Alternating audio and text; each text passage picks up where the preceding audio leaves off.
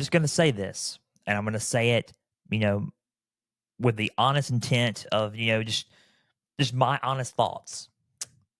September is when fall's coming in the air and when fall's just, starting out, right?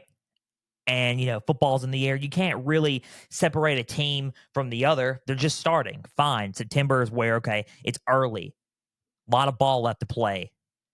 October comes in. It's like, okay, sleepwalk early on in October, but not really. You need to start picking it up a little bit. The tests are starting to come in, week by week. Then November hits, and you're like, in November, you're like, wow, it's one of those months where, you guys make it or break it, time to put up or shut up. November is the month where people start separating themselves from the others, and you're separating yourselves from good to elite. There's good teams, and then there's elite.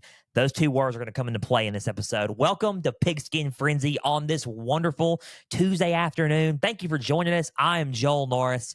Whether you're watching on YouTube, listening on Spotify, Podbean, or Apple, a big thank you for taking some time out of your Tuesday to just sit back, watch, and listen to some college football coverage presented by me. Now, if you're watching on YouTube, subscribe to the channel, like each episode, leave comments down below.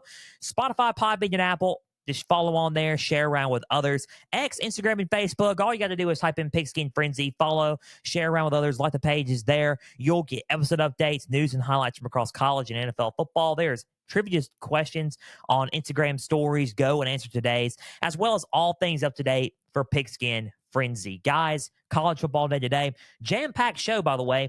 We're going to recap week 11 of college football. There were some games that, by the way, with my picks. If you're seeing me on YouTube, you can't see me on, my nose is itching already. You can't see me on audio, but you can hear me. Just picture this on audio. YouTube, you're watching. I'm holding a 4 and I'm holding a 0. 4-0 in my picks last week. I did pretty well, but the outcomes were wrong. I was surprised. I thought some games were going to be closer and they weren't. And I thought, I hit the nail on the head on a particular game. So we're going to recap week 11, talk about that. Gonna go by that game. These games a little bit quick. Try to, because we got a lot to talk about with a lot of stuff going on in Oxford. We're gonna go into Ole Miss and talk about what's going on with Ole Miss. We're gonna talk about the latest on the sign stealing investigation with Jim Harbaugh in Michigan.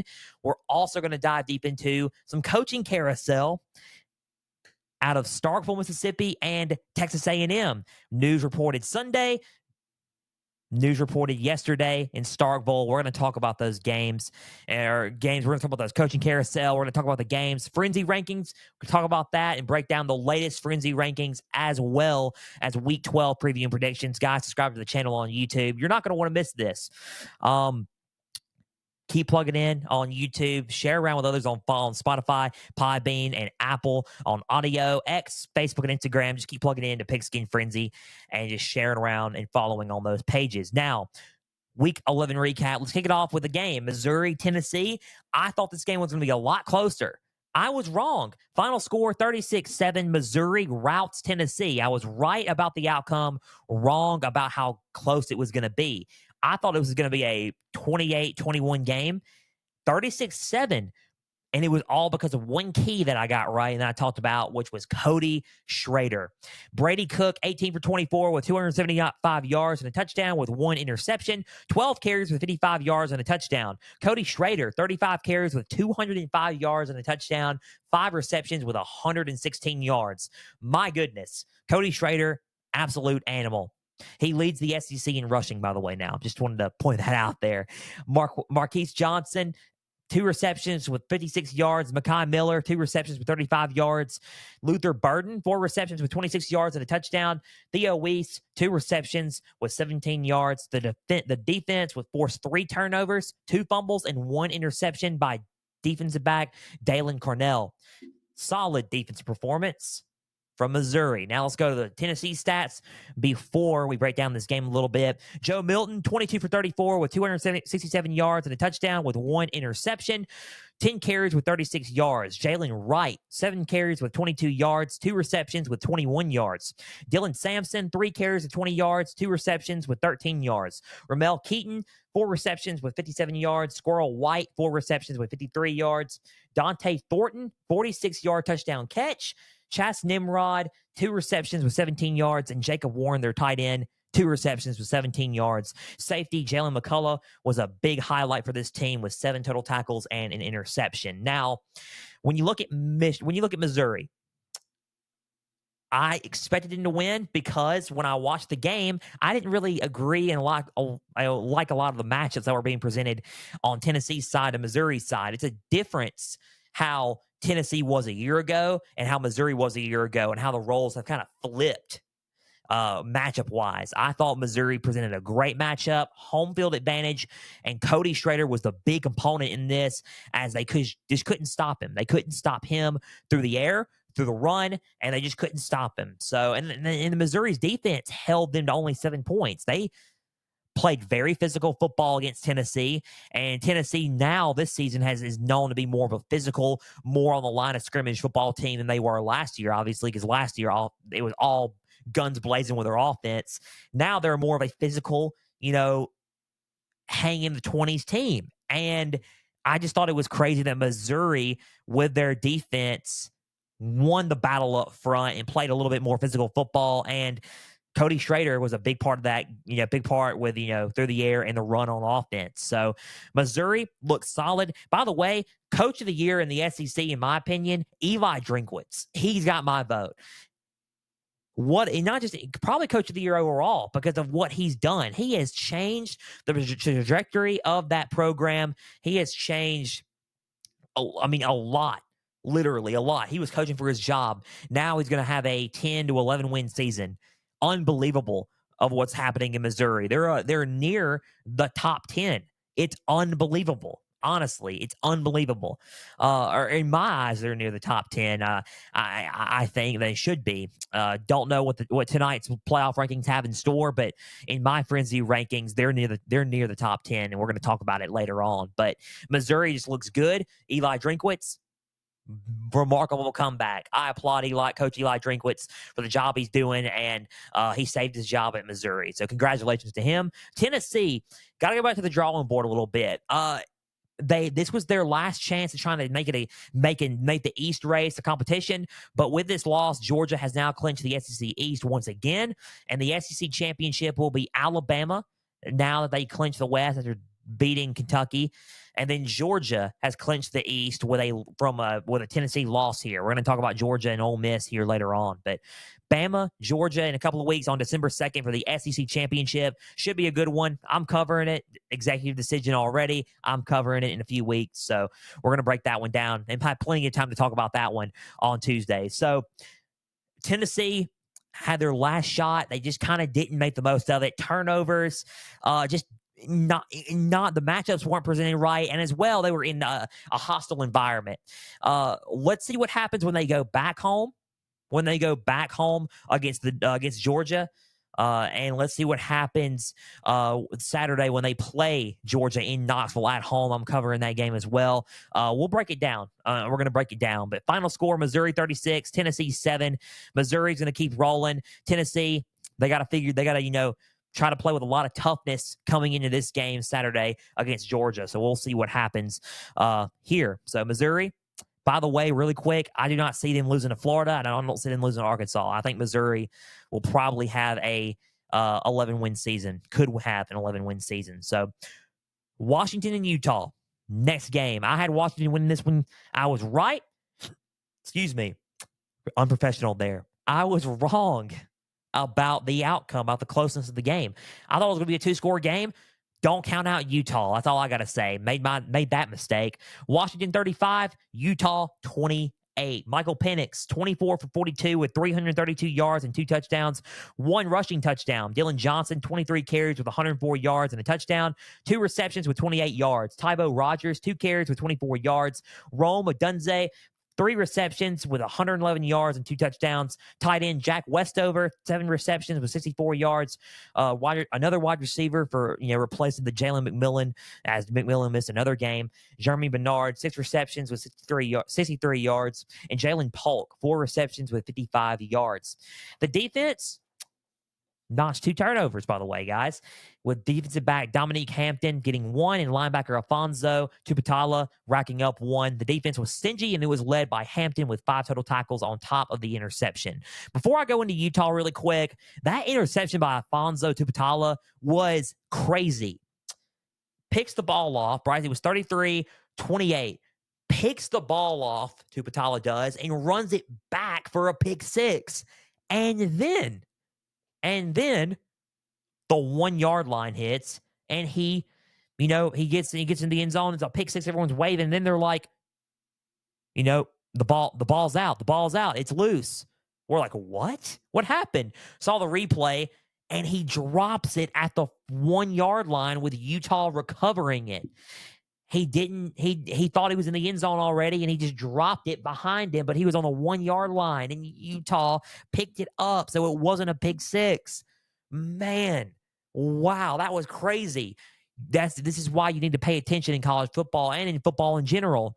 And then, next play, Utah comes out of their own 1 yard line, and it's a safety to make it 35-28. And the fourth quarter, nobody scored. So that was pretty much the game right there. Wow. Crazy how football works, ladies and gentlemen. Crazy how this game works. Bryson Barnes, 17 for 30 with 267 yards and 2 touchdowns with 2 interceptions, 6 carries with 39 yards. Jaquindon Jackson, 10 carries with 29 yards and 2 touchdowns, 2 receptions with 8 yards. Jalen Glover, 8 carries with 37 yards. Money Parks, 2 receptions with 17 yards and a 15-yard carry. Devon Valet, 5 receptions with 145 yards. Sion Vakai, 4 receptions with 67 yards and a touchdown and 4 tackles. Landon King, 2 receptions with 20 yards.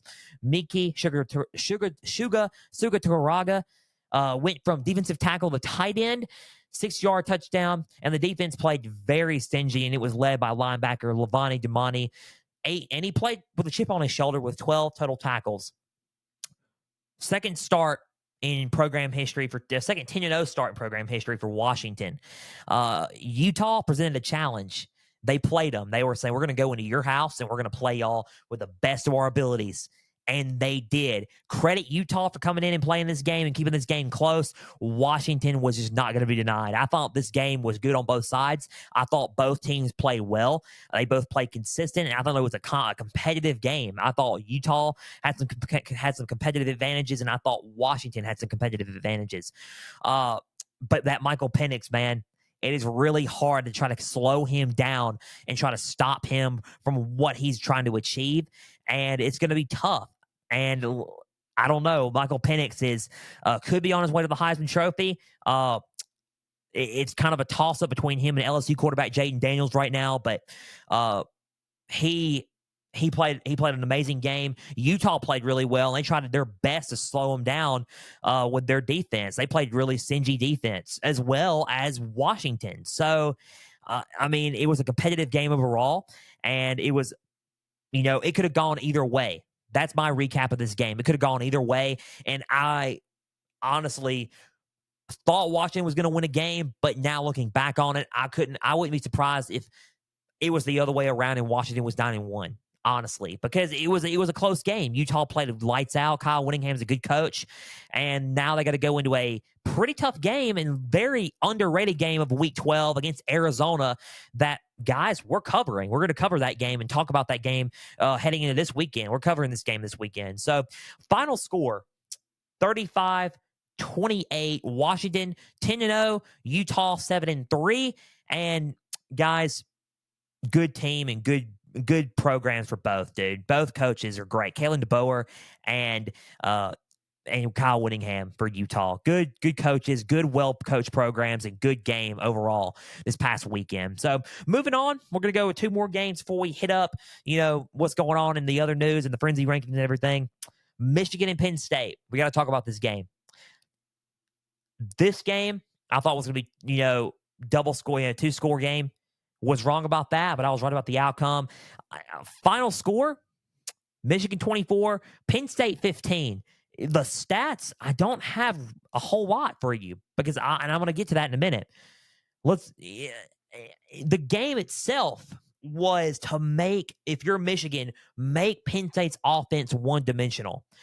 Spoiler alert, after this game, Mike Yurcik, the offensive coordinator for Penn State, was relieved of his duties. He was fired after this loss to Michigan due to the fact of the offense and how it is played so far in bigger time games and in games itself. So they need more. They need to play bigger offense and better offense in big time games, and they're not doing that right now. So they made them one-dimensional. I'm going to get to that in a minute. Let's go with the stats. J.J. McCarthy, 7 for 8 with 60 yards, 8 carries for 34 yards. You're going to be like, they didn't throw the ball a lot. He didn't, because he didn't need to. Blake Corum, 26 carries with 145 yards and 2 touchdowns. Donovan Edwards, 10 carries with 52 yards and a touchdown. Cornelius Johnson, 2 receptions with 24 yards. Samaj Morgan, freshman wide receiver, 2 receptions with 17 yards. And the defense played really well and notched a big turnover late to wrap up the game. Drew Aller, 10 for 22 with 70 yards and a touchdown. 10 carries with 40 yards and a touchdown. Katron Allen, 12 carries with 72 yards. Nick Singleton, 13 carries with 43 yards. Tyler Warren, their tight end, 2 receptions with 25 yards. Their other tight end, Theo Johnson, 2 receptions with 10 yards and a touchdown. And the defense played really stingy and gave it their all, except when it came to running the football. They could not stop the run, which is crazy. Number 1 in rush defense this season so far. And they just couldn't stop the run. That was their weakness. Michigan challenged them and said, you know what? You haven't faced backs like us yet. Stop the run. Stop the run. So Ohio State is down 1 with Mayan Williams being out for the rest of the season. Ohio State didn't present that challenge running the ball. They throw the ball a lot more.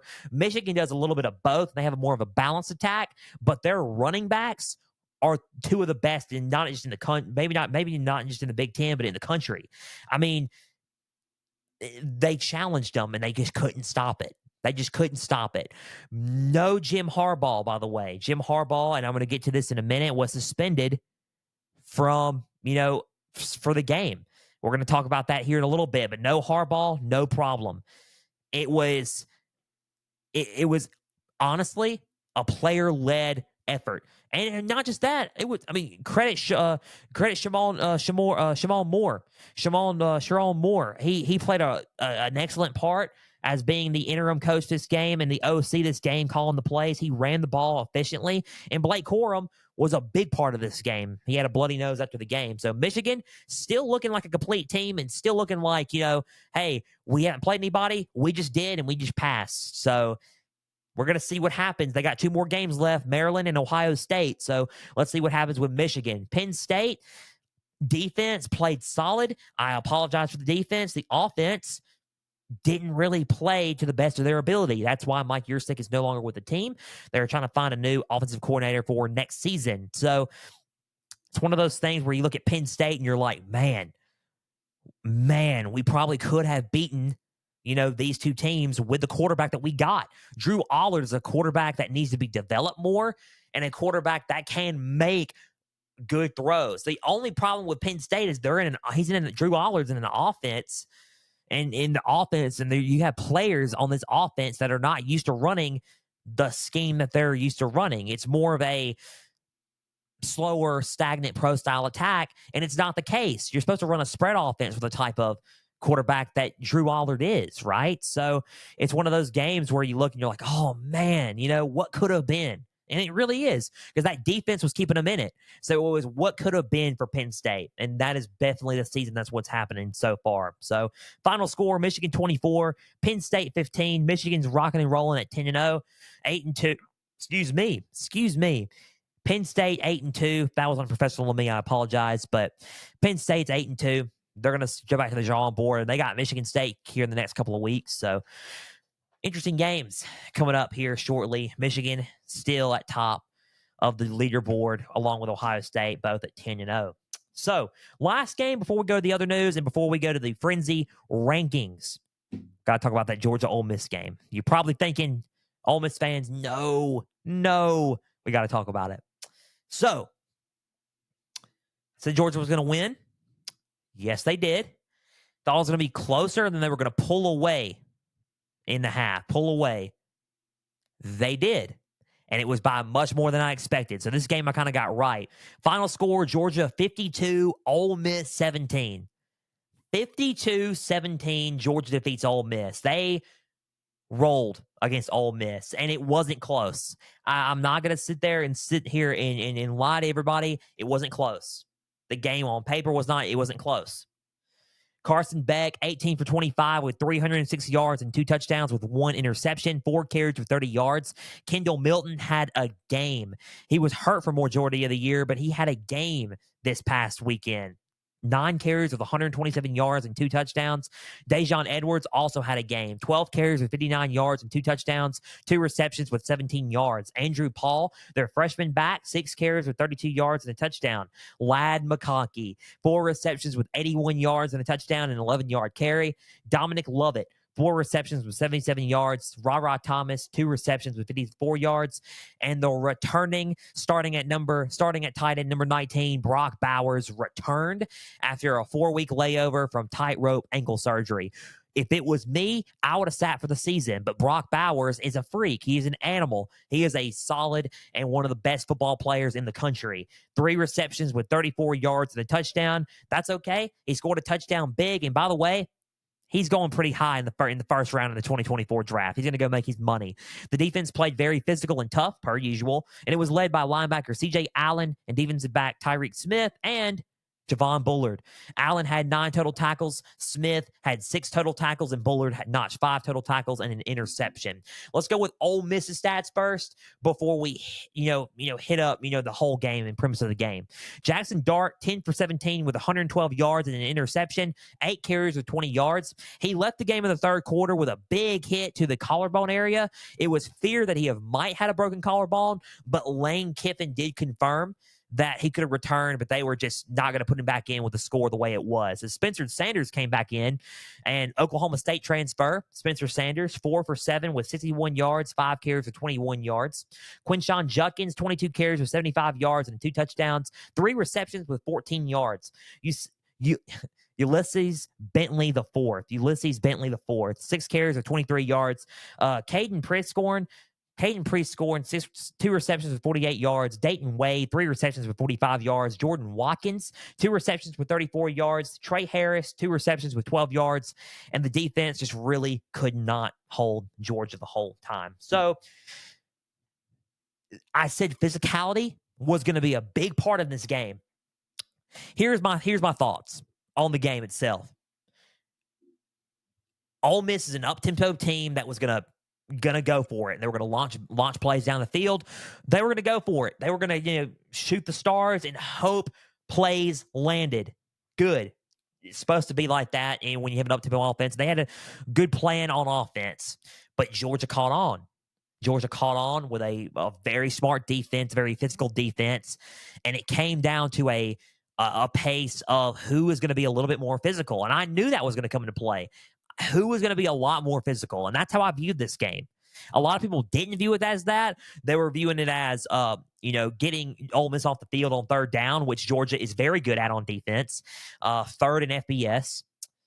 Ole Miss is good at converting with 9th in FBS, but it was, to me, about the physicality of this game. Who was going to be a lot more physical? I thought that Georgia was going to be more physical because of what they have presented themselves. Depth and players, all of that matters in this game. It did matter in this game. Ole Miss has a team. They're a good team. But unfortunately, they are not elite. And it's just the same thing about LSU, Alabama. LSU is not ready to go back to being elite. They have a good an elite offense. They do have an elite offense. They just don't. They have the worst defense in the SEC. LSU does. Same thing with Ole Miss. Ole Miss has a decent defense and a good offense, but they're not elite. And it's Georgia that's elite. Georgia's the elite. And it's hard to sit there and say that, and it's a hard pill to swallow. But the thing is, it's okay to admit that. All you got to do now is work on it, recruit, work on everything, add more depth to skill positions, and grow in physicality. If you grow in physicality, then everything's good. Everything is good. Good, but not elite. I said I was going to use those two words. Ole Miss is a good team, but not an elite team. Georgia starting to get everything rolling as we prepare for the SEC championship. SEC championship for Tennessee game doesn't really matter. They won the East. Alabama won the West, and it's going to be a showdown in December 2nd.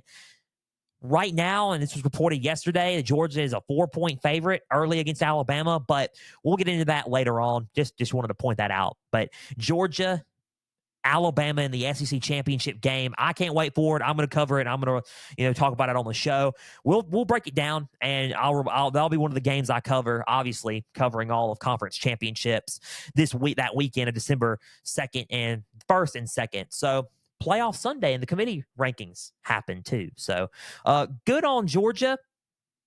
They're a contender. Watch them out. Watch out for them. I said they weren't going to be battle tested enough. Shame on me for saying that. I said that they weren't going to be battle tested enough with their schedule. I said that. I'll admit that. Guys, let me go on and say this. For those of you listening on audio and video, shame on me, and I apologize for that. Georgia, phenomenal team. Phenomenal team, elite team, and they have run the table, and they are looking to run the table to try to go into the playoffs and try to three-peat. If they end up doing it, I need to go buy a Georgia shirt, and I'll wear it on the show. If they three-peat, I will go buy a Georgia shirt, and I will wear it on the show. Final score, 52-17. Georgia defeats Ole Miss. Big-time game right there. Big-time game for Georgia. They look really good. So that was the recap for college football in Week 11. We're going to move on to Week 12, and we're going to go into some news out of Ann Arbor. Let's go. What is the latest sign stealing, scandal? What's going on there? Michigan is being punished by the Big Ten, as everyone's well aware of. This last weekend, head coach Jim Harbaugh missed the Penn State game due to being suspended 3 games as a result of the sign stealing and in-person scouting investigations. He got off the tarmac, had a meeting out of the plane. By the way, out of the plane. You know what happened? They told him he was being suspended. He did not know until he got off in State College, Pennsylvania. Stayed at a hotel in State College.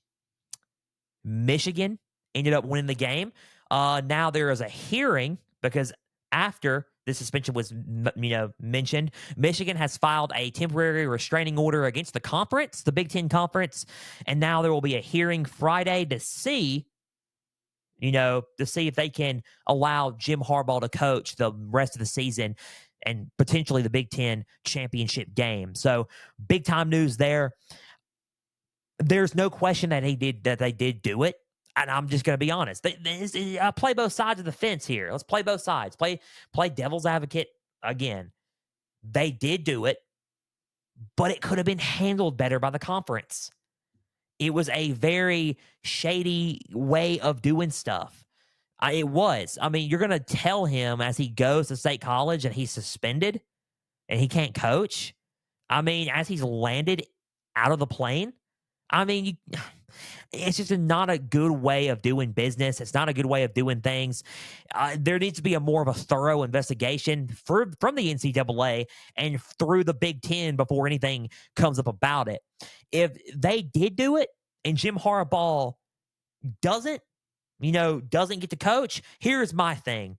Do not leave Jim Harbaugh. Do not leave Jim Harbaugh out of it, but do not leave the kids and the student athletes out of the playoff. They have worked for this season, no matter their schedule. They have worked hard for it, and they deserve to be in if they finish undefeated. Jim Harbaugh may not need to be in it. The head coach knows about this stuff. For everybody that says he did not know, there's no way that he didn't know because he's the head coach. You're supposed to know about all this stuff. Jim Harbaugh, if he gets suspended, leave him out of it, but let Michigan as a whole, the kids, the student athletes, play in the playoff. That's just my take on it. I see both sides of the fence. Things are starting to get chippy in the Big Ten, and I'm talking about future-wise. Things are starting to get chippy in the Big Ten due to this stuff. Relationships are kind of being questioned at this point, and we're going to see about everything. The hearing Friday. The hearing is the Big Ten. You can label it the Big Ten versus Michigan right now, but the hearing is going to determine a lot of the pending results and more results coming out of this sign stealing investigation and scandal here going on with Michigan. That's the latest on Michigan, and those are my thoughts on it, of what's going on there. So let's go into Oxford really quick. And I talked about this, and it came out before the Georgia game.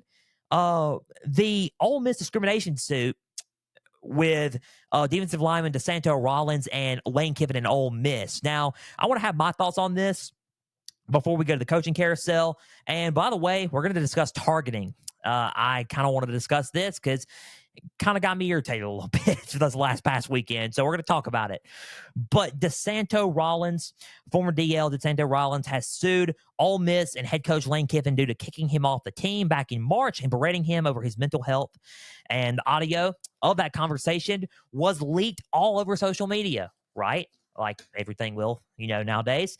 Lane Kiffin and Ole Miss have filed a motion to dismiss the lawsuit that is $40 million. So let me take a sip of water because I've been talking a lot.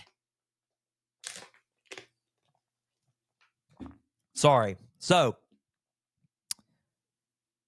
when I look,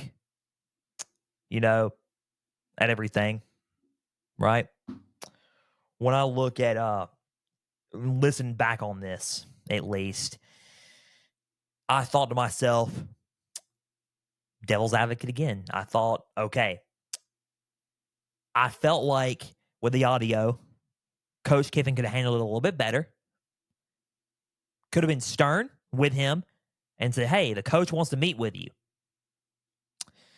You're going to have to meet with me, and you're going to have to talk about this stuff. Stern, and yes, kick him off the team, but stern, but don't do what he did. If y'all have the audio, I'm not going to play it now. Don't have it yet, but don't have that type of equipment right yet. But if you do have find the audio, I shared it on my socials. Go and listen to it, and go type it in on YouTube, and go type it in, elsewhere. So when I look at everything and I just see things, and I just listen to it, he could have handled it a lot better. He did. The flip side of this, though, he had a recording for a reason. DeSanto Rollins brought that recording out for a reason. I think when a boss tells you, how about this? Better way to put this. When a boss tells you, hey, come in for this shift. I'm not going to come in for this shift. I can't. I'm taking a break right now. Okay. Well, come in for this shift. Ghosts the boss. Doesn't come in for any shift and says he wants to speak with you and he doesn't say anything. What happens at that job? Most likely you're no longer employed there. So the same thing is happening with DeSanto Rollins, and it's just like coach and player. He's your boss, man, and you got to go in when you can't hide behind it. You got to go in, and you have to discuss things with the coach.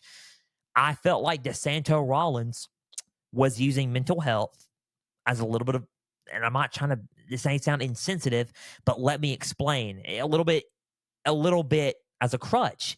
Mental health is a serious problem. I will tell you this now from personal experience. I know because I was diagnosed with anxiety disorder, chronic anxiety disorder. I've been diagnosed with that. So I know what it's like. I know what stress and anxiety is like. I know what mental health is like. I have been through it. Right now, I'm a little bit, I'm not as bad as I was, which is good currently, but it takes a toll on you. It does. It takes a toll. Mental health is so important. And I believe that everybody should have welfare checks within their program. I strongly encourage people to get welfare checks for their programs, for their student athletes, because it's so important in the game of football, basketball, whatever sport in the NCAA that you're in. Get a welfare check for mental health. It's very important, especially with all the conference realignment stuff coming up. Big time mental health, because these kids got classes, school, everything, and extracurricular activities outside of their sport they're playing in. and they have to go travel across the country because the Big Ten added USC, UCLA, or Oklahoma and Texas to the SEC. All this conference realignment stuff. Stanford going to the ACC, Cal going to the ACC. They added this stuff, right? Oregon and Washington in the Big Ten, they added a lot of this stuff. So it's like I would definitely consider mental health, welfare checks. However, this looks like a guy that's just maybe trying to get a little bit of money. And I'm not trying to be blunt, but it's being honest. You got to be honest with this stuff. There's two sides to every coin. DeSanto Rollins, I am praying that he gets the help that he needs with the mental health issues. Prayers and thoughts are with him during a mental health struggle. And I want him to get well, and I want him to go talk to people and communicate this with people. But at the same time, when you look at everything, man, I mean, it is kind of a crutch to hide behind, about not showing up and all this, and then bringing a recorder in to try to get something good to try to sue him, and it's not right. That stuff's not right. So I agree with Lane Kiffin to try to file a motion to dismiss the lawsuit, and Ole Miss to try to file a motion to dismiss this lawsuit. I 100% agree with it. I would try to dismiss it, but DeSanto Rollins, the whole thing when him talking during the conversation could have been handled a lot better. So I see both sides to the coin when it comes to this stuff. Mental health is a real problem, and if you need help, please, and I encourage everybody out there to go talk to somebody. Do not sit and waste any time. Go and talk to somebody, and people are there for you. So just be around people that care about you, and just discuss things that you're going through with others. So mental health is a problem, and go and get help for it. So that's just my 2 cents on everything that's going on with the DeSanto Rollins case and Ole Miss. And we're going to move on. We got two more things before we move on to the Frenzy rankings and before we go to the preview and prediction. So let's talk about targeting really quick before we go to the coaching carousel, because the coaching carousel is going to be interesting. Targeting. I said I was going to talk about targeting because it is becoming an apparent issue in college football, and it is. It really is. Let's go with the 2023, and I'm going to quote this from the NCAA rule book, and it says that a player should be penalized for targeting if he makes, quote, forcible contact to the head or neck area of a defenseless opponent with the helmet, forearm, hand, fist, elbow, or shoulder. Didn't mention anything about shoulder to shoulder. Ole Miss, Florida played. Defensive back Andre Sam hit a Florida player. Shoulder to shoulder, no head. He leaned in with his shoulder. I will admit, hey, forcible contact when he's leaning in with the crown of the helmet, but he wasn't leaning with the crown of the helmet. He was leaning with his shoulder to hit him shoulder to shoulder. He got called targeting for that. Dallas Turner blasts Jaden Daniels last week against, or a week and a half ago against LSU. And Jaden Daniels gets out, and he's put in concussion protocol because he jumped with he did a tackle, launch, ran him down with his head, and it should have been targeting because he headbutted him as he was falling down on top of him. Was not called targeting. Jalen Johnson from Arkansas, defensive back number 8 for Arkansas, Jalen Johnson, ran and was going to tackle an Auburn player, and with huge hit to the chest with a forearm. Helmets didn't hit, didn't lead with the helmet at all. Forearm to the chest area. That was called targeting for some reason because it was close to the neck area. He wasn't defenseless either.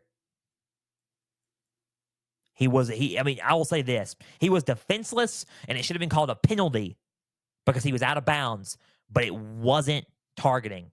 These refs are getting confused on what is targeting and what is not, and the rules are getting blended in. It doesn't make any sense because calls that are obviously targeting are being called not targeting. Calls that are way off of targeting are being called targeting, and people are losing games and losing time on the field because of this, and people who can actually get hurt because of this in real time. Jaden Daniels got a near concussion because of this.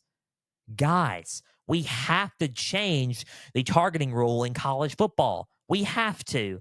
It is ridiculous. It's not right. People are going to get hurt if we do not change the rule. People who are targeting, right? They need to be called for targeting. People who is not called for targeting do not need to be called for targeting. It's a contact sport. I get it.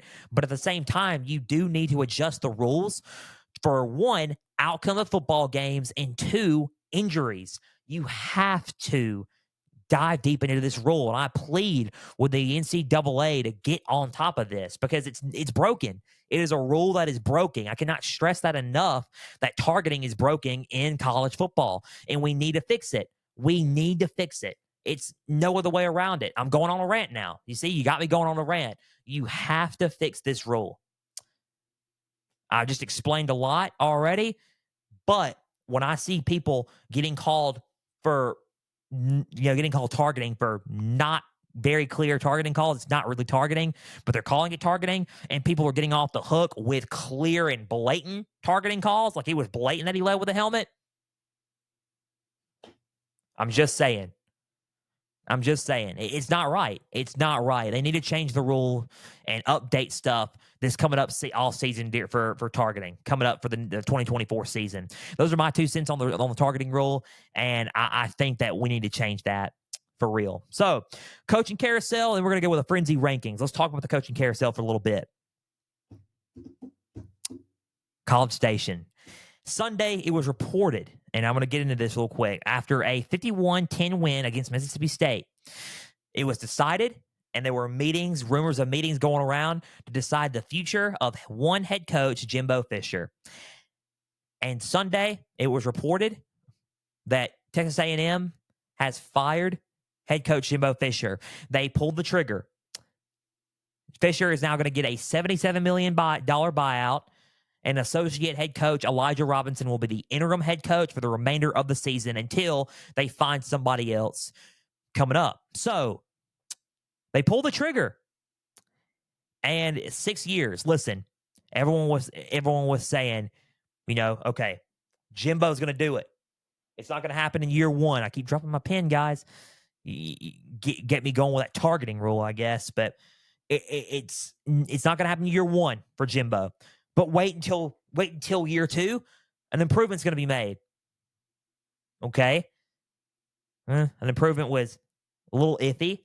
3rd year, they got LSU. They got LSU. Big overtime game, 2018. 2019 hit. It was kind of an 8-4 season. 9-1, 2020 during the COVID year. 9-1, New Year's Six Bowl against North Carolina with Kellen Mond. Remember that season? Not a 10-win season, though. Next season, iffy in 2021. 2022, preseason ranked 6, unranked, and did not make a bowl game. They finished 4-8, 5-7. And then they were going to make it because they didn't have an offense. They didn't have an offense last season, and it's year 6, and they were 6-4. No 10-win seasons from that span. Former national championship coach Jimbo Fisher, no improvement was to be made. And guess what? He recruited the number 1 recruiting class, a couple of years back. 5-star players. 5-star players going into the 2022 season. Phenomenal recruiting class, guys. Phenomenal. You cannot make this stuff up. You really can't. You can't make this stuff up. Phenomenal. And then it's all about how you improve on the field, and he did not improve on the field. He just didn't improve. Nothing. No, there was no improvement. And we wish him well in the best of his future endeavors, but the resources are there. Guys, when you talk about Texas A&M football, that program, they can get the talent. Especially with the coach they just had, they can get the talent. They have the resources. They have the money. Clearly, they just pitched in to get $77 million buyout. They have the money. They have everything there to win and hoist that bronze football trophy They have everything in place to do that. They need a great and/or an elite coach. There is a difference in good and elite. Jimbo Fisher is a good coach. Is he an elite coach? He won the national title once at Florida State. Is he an elite coach, though? Is he a Kirby Smart? Is he a Nick Saban? The answer is no. He's a good coach, but he's not an elite coach. Texas A&M, with the resources they got and the players that they can pull and recruit out of in Texas and from other places in the SEC, they need an elite coach. They need a solid recruiter, an elite coach, a great leader, and a guy that could bring a staff in that could fire away on a good offensive game plan and a stingy defensive game plan and an overall complete team to win it. A&M's got it. They just need an elite coach. Now, who are the coaching options that you can look at for Texas A&M? My mind, and these are three guys. I know there's issues, with the boosters and all that he is not really invested in, obviously, and he's mentioned it in the past. But Lane Kiffin from Ole Miss would be a good option on offense. He's not my number one option. He is my number two option. Number three would be Kalen DeBoer. I think Kalen DeBoer from Washington would be a good shot there. And because of what he's doing with Washington for the past few seasons has been unbelievable. So Kalen DeBoer would be a guy I would contact. And number one, Dan Lanning from Oregon. Why not? You could get a Dan Lanning if you wanted to. Money would have to be enticing enough for him to leave Oregon because Oregon's a good spot right now. But in year two, he's got a top five. He had a top five recruiting class going into the 2023, and he's a one-loss team, number 6, and he's looking and vying. I mean, we'll see where they are now tonight, but vying for a Pac-12 title shot and a playoff spot in year two. When you look at that, talk about developing. He's developing quick, and he's a solid head coach, good leader, and what he's doing now is unprecedented. So I would probably make Dan Lanning my number one. The other options could be Mike Elko from Duke. He's had a solid season. Jed Fish from Arizona could be a good option there. He's a solid coach. Long shots, and it's a good wild card. And a lot of people have been mentioning this, and they were kind of saying, talk about this guy, talk about him. And I will. But Dan Campbell from the Detroit Lions, head coach for the Lions, he's a solid coach, and he's a Texas A&M alumni. I think it would be a wild card option, but could be a good fit. Look what he's doing at Detroit this year, 7-2. They defeated the Chargers. Spoiler alert for Thursday's episode, and they look phenomenal. So let's just see what A&M does from here on out. And we're going to talk about head coaching candidates and reports on everything going on with Texas A&M and give you updates on everything in the future. But they fired head coach Jimbo Fisher. Now the new process begins of trying to look for an elite level and could be a championship winning head coach in College Station at Texas A&M. That buyout's insane. $77 million. Unbelievable. Man, fire me. I'll get the $77 million. I'm laughing now, guys. I'm sorry. I'm just cracking up. One more. Let's mention a couple more before we go. One that's quick. Two quick ones. Mississippi State has fired head coach Zach Arnett after one season. It looked like it wasn't the right fit to begin with, and I didn't really see a good fit them as a head coach there. He was a good defensive coordinator under Mike Leach, and he was for that team. But when he took over as head coach, he just wasn't a good fit, and it wasn't translating on the field.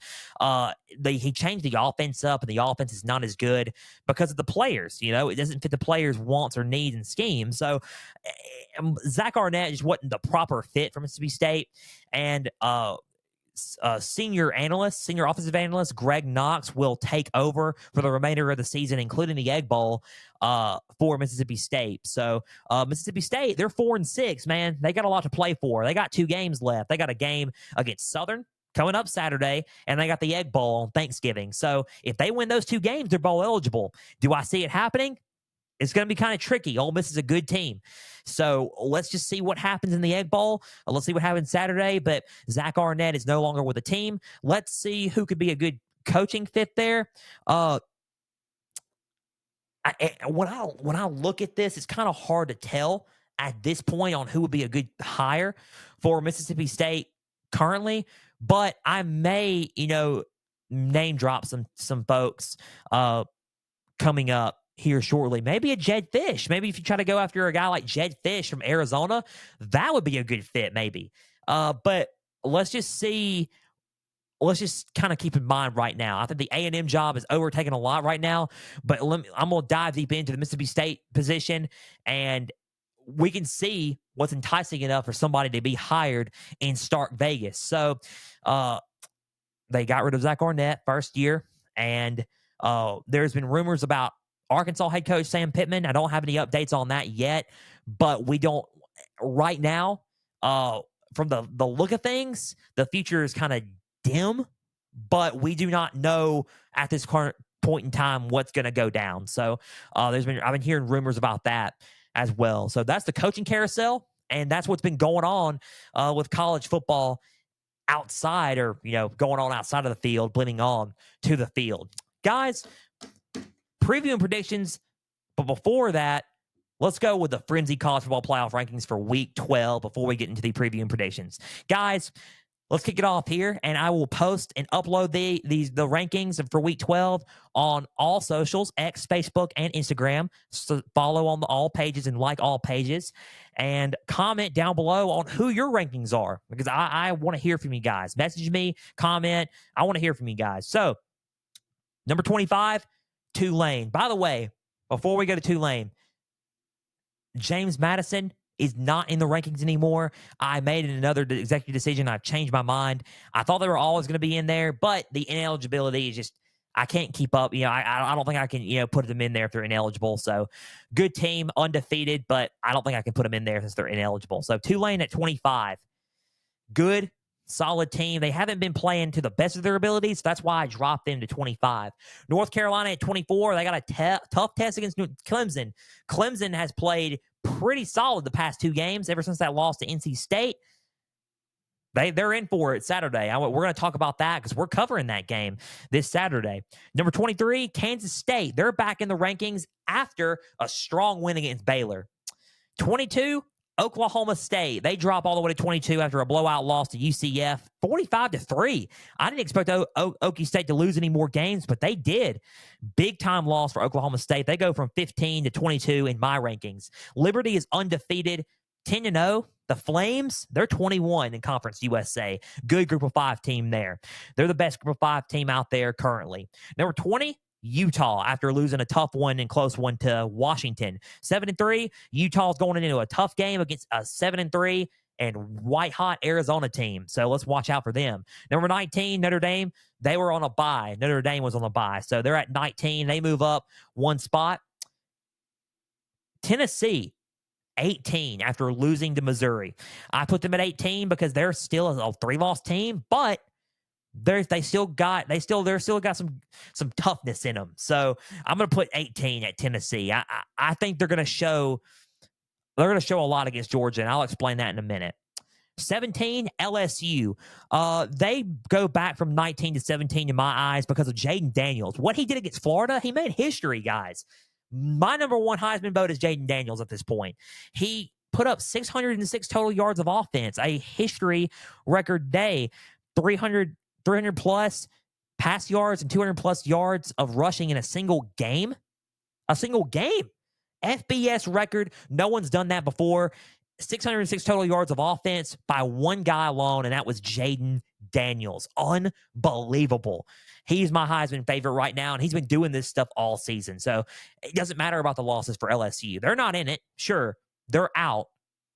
Give Jaden Daniels a shot at the Heisman Trophy, though, because he is the best player in college football. In my eyes, and in a lot of others' eyes, too. He is the best player in college football. Number 16, Arizona. They're the highest-rated 3-loss team right now because Arizona's just white-hot. Noah Fafita, good quarterback, and he stepped in and made a difference on that and on offense. Jed Fish doing an excellent job as the head coach for Arizona. They're bowl eligible, man. Arizona, the Wildcats, number 16 in my eyes, bowl eligible. Number 15, and they catapulted to this, Iowa. 7-2, Iowa. about to clinch a share in the Big Ten West and could go to the Big Ten championship game against Michigan and or Ohio State. We will see what happens there. Number 14, Penn State. I think Penn State, the offense with the way they played, 14 is a good spot for them. I think that loss kind of hurt them because of the way the offense played. But that defense looks solid, though. So I can't lie about the defense. The defense looked really good. Number 13, Oklahoma. They got a good win against West Virginia. I'm going to move them up to 13 and move them back into the conversation up against Texas because they only got 2 losses. So if everybody else loses, let's see. Iowa State still in the conversation, though. Texas has got to go to Iowa State Saturday in Ames, Iowa. Let's just tread that lightly. Number 12, Ole Miss. They're out of the top 10 after losing to Georgia in a big loss there. Good team. They're still a good team, and I expect them to go to a New Year's Six. They're a solid football team. Missouri at 11. I have Missouri ahead of Ole Miss because I think Missouri right now is a pretty solid football team. Another team that I think could go to the New Year's Six if they wanted to, if they win out. Number 11, Missouri. Football team, just a strong football team, and they played really good against Tennessee. So why not? I got to put them at 11. They're a solid team. Eli Drinkwitz did a heck of a job, and the eye test currently right now, I got Missouri ahead. Oregon State in the top 10. Oregon State's number 10. Oregon State is headed for a showdown with Washington, which another game we will cover. I just spoiled all 4 games, but Oregon State, we'll talk about that one with Washington. They got a huge showdown with them. Going to be a fun one in Corvallis, Oregon. Beavertown, baby. It is going to be electrifying. Oregon State's been running the ball well. They look good on offense. What they did at Stanford was unbelievable. They're a good football team. They're not out of it just yet. Oregon State at 10, Louisville at 9, another solid football team. They've been playing lights out. And Jahar Jordan on the ground, electrifying as well in the ACC. They've been playing well. I got Miami Saturday. Going to be a strong test for Louisville, but let's see what happens there. Texas at 8. I think Texas played a close game against TCU. They didn't play great, but they didn't play bad either, right? They didn't play bad. They're just kind of in the middle. So number 8 is Texas. I'm going to keep them there. Sad news to report, Texas running back Jonathan Brooks, and this is a huge loss for the Texas Longhorns offense, has torn his ACL. Head coach Steve Sarkisian announced that the other day. That's going to affect the running game on offense just a tiny bit. Jonathan Brooks, thoughts and prayers are with him as he makes a speedy recovery, but that's a tough loss there, guys. A very tough loss. So we're going to see what happens there. Oregon at 7. You're going to think, really? Oregon at 7? I put Oregon at 7 because they played good, and Bo Nix played really, really good. And they look great, and they still got a lot to play for. Pac-12 title could be on the line, could be coming up here shortly for them if they clinch a seed, and they look good overall. I mean, they look like the most complete team in the Pac-12. But Alabama is at 6 because of what Alabama is able to do currently. Alabama and Oregon are my top 2 right now. If Texas and Oregon played, I'm picking Oregon to beat Texas right now. If Bama and Texas rematched, I'm picking Alabama to beat Texas right now. If those two rematched, and if those two matched up, it'd be a close game. But Bama right now physically just has a rhythm going, and I think right now they are one of the first 2 out in my eyes.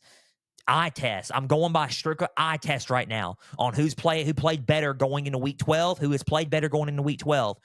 Oregon's close. Oregon is close, but Alabama has stepped up to the plate and has played better in my eyes.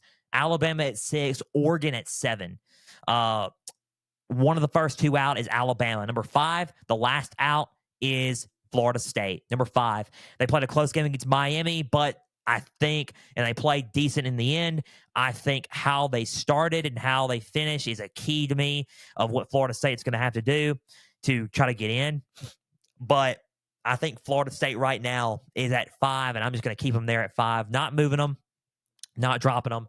But Florida State's at 5 because they're undefeated and they've earned that. So Florida State at 5. Number 4, Washington. They look solid. They look good. They play really good against Utah. Number 4 for me, for them. Number 3, Ohio State. Still nothing there. I think Ohio State is in that spot right now until the game. in a couple of weeks, so we're going to see what happens there.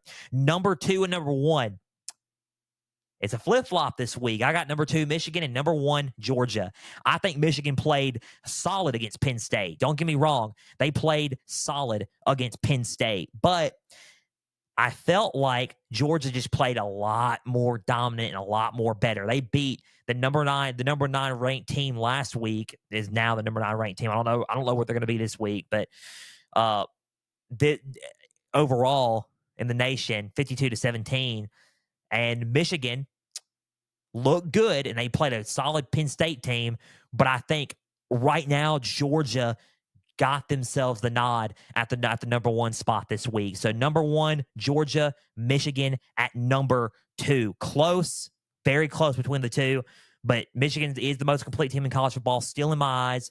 But Georgia right now could easily win the national championship. Could probably easily win the national championship. My opinion has changed a lot ever since Kentucky against Georgia. So I think the only team that could probably beat Michigan right now could be the Georgia Bulldogs. So let's just see what happens. Georgia 1, Michigan 2. And that was the Frenzy College Football Playoff rankings for Week 12. I will post those on X, Facebook, and Instagram. And if you did not get to this point of the episode and miss out on the rankings, you will see them tomorrow, Wednesday, on all socials.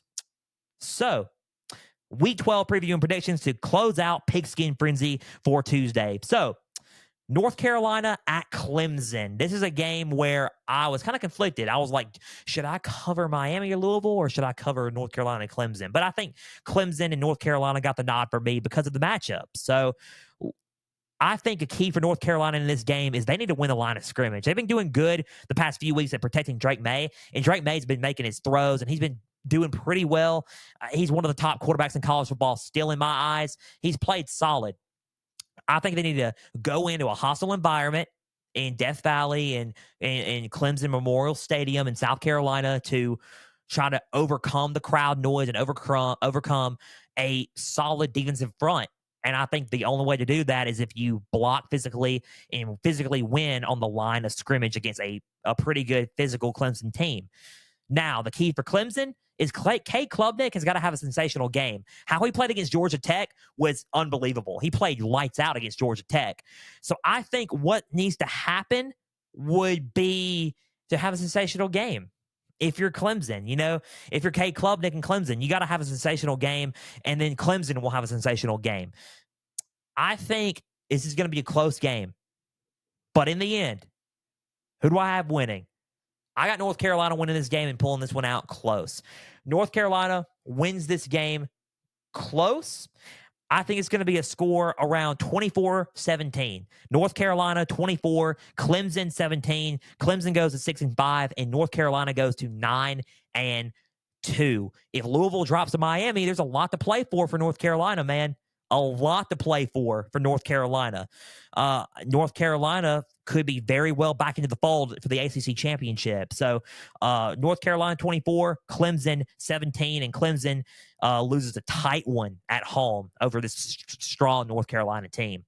Utah at Arizona. Tricky game. Very tricky game. I think this is going to be this is going to be a game that people probably need to tune into. I think it's going to be interesting. Arizona, and it's at Arizona. This is probably the home field advantage can come into a factor, but don't count out Utah. Utah's defense has to contain Noah Fafita and the Wildcat offense.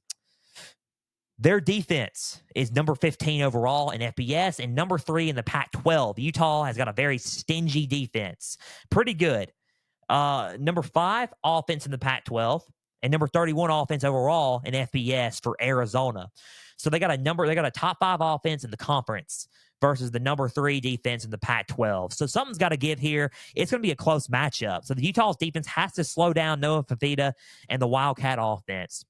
And if I'm Utah, I would probably establish the running game with Jaquindon Jackson. I would probably establish that running game with him and Jalen Glover and just run the ball effectively to try to, slow down a little bit of that defense of Arizona. I think it's going to be a tight game.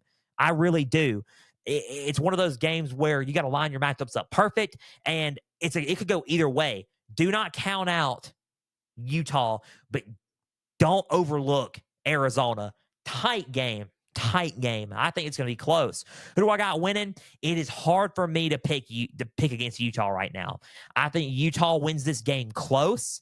I think Arizona is a good team, and I think they're going to potentially, win 9 games and go to a good bowl game. So, I think right now, Utah gets them close by a score of 28-24. 28 Utah, 24 Arizona, and Utah gets the win over Arizona. I can't pick against Utah again, man. Utah looks too good right now. I can't keep doubting Utah. Utah's got it. 28-24. They moved to 8-3. Arizona moves to 7-4. Georgia at Tennessee. 10-0 Georgia at 7-3 Tennessee. For this game, I think Tennessee's going to come out playing a lot better than they did against Missouri. Why? Home field. That's 1. And 2, I think they're going to play with a chip on their shoulder of, we got nothing to lose for anyway. So those are the teams that I would take lightly, don't tread lightly on and watch out for. So for Georgia, I would slow the run down against Tennessee. Y'all got to remember, Tennessee's rushing offense is number 2 in the SEC, only behind LSU. So they got a solid running attack. Georgia's got a very physical defense. They probably could slow it down. So if I'm Georgia, I'm slowing down the run heavily. And if you're Tennessee, you have to do this, and it's tough. You got to match the physicality with them, man. You have to play physical football. You got to try to win your matchups in the line of scrimmage, and you got to play this team very physical to at least have a shot at trying to upset the Georgia Bulldogs. Run the ball effectively, play your matchups right, and play your cards right, and win up front, and try to win up front and match the physicality with the Dogs. Close game. I think it's going to be a closer game than it was last year. I think Tennessee's going to play a lot better than they did against Missouri. Who do I have winning this game? Georgia. I think Georgia wins. You're hyping up Tennessee, man. And then you pick Georgia. I am. I think Georgia's elite. I think Tennessee's a good team. Again, what I said, what's our words of the day, guys? Good, elite. Georgia's elite. I got Georgia winning, going to 11-0 before Georgia Tech and before a looming showdown with Alabama in the SEC championship. Georgia wins 35-21. I think Georgia wins 35-21. Georgia 35, Tennessee 21. I think it's a close game at first, but they pull away in the fourth quarter, and it's 35-21. Georgia 35, Tennessee 21. Georgia 11-0. Tennessee 7-4. Washington at Oregon State to conclude today's episode of Pigskin Frenzy. Man, what an underrated matchup. Game day's not going there. They're going to James Madison. A lot of people are kind of upset with him on that. I'm not. It's okay. Go to James Madison. James Madison's a good team. Electrifying environment. Go there. My thing is, I'm blessed to cover this game. There's going to be a lot of people at the game. I will be covering it virtually, obviously, but I'll be covering it virtually. So Washington at Oregon State. 10-0, 8-2. Oregon State's a good team, man. They are a good team, and people are not seeing that a lot, and they need to see this. This is a Pac-12 game right here. This is a Pac-12 championship type clinching game here. For Washington, for Oregon State, you got to try to find a way to contain Michael Penix and the rest of the offensive weapons. For Washington, you got to try to find a way to slow down Damian Martinez and the rest of the offensive weapons. It's literally contain the weapons on offense for both teams. I mean, you got stars on the field. You got DJ Uiagalelei, Damian Martinez, Silas Bolden, you got Michael Penix, Roma Dunze, Jalen McMillan, Jalen Polk on the other side. Washington, when it comes to offense, number 2 in the Pac-12 and number 6 in the FBS. Oregon State, number 4 in the Pac-12 and number 19 overall in the FBS. Who wins this game? I think it's going to be close, back and forth. It is hard to go against Washington right now, though. I got Washington beating Oregon State close game. Washington defeats Oregon State by a score of 42-35. 35. Washington 42, Oregon State 35. Close one, high scoring game, but Washington moves to 11-0, and Oregon State moves to 8-3. That just about does it for Pigskin Frenzy. You guys, a big thank you for taking some time out of this Tuesday to just sit back, watch, and listen to some college football coverage presented by me. Now, if you're watching on YouTube, subscribe to the channel, like each episode, and just leave comments down below. Spotify, Podbean, and Apple. All you got to do is just share around with others and follow on there as well. X, Instagram, and Facebook. Just type in Pigskin Frenzy. Follow, like the pages there. You'll get episode updates, news, and highlights from across college and NFL football. You will get trivia questions on Instagram stories. Go and answer today's. Once again, as always, keep plugging in to Pigskin Frenzy for every update for Pigskin Frenzy. So, Thursday, good episode for Thursday on tap. We're going to recap week 10 of the NFL season and look ahead to week 11 of the NFL season. And some good games that were on tap. My predictions didn't go too good. We'll talk about that on Thursday. But anywho, stay tuned for Thursday, NFL edition of Pigskin Frenzy. Until then, I'm Joel Norris signing off. And for everybody out there, stay the course.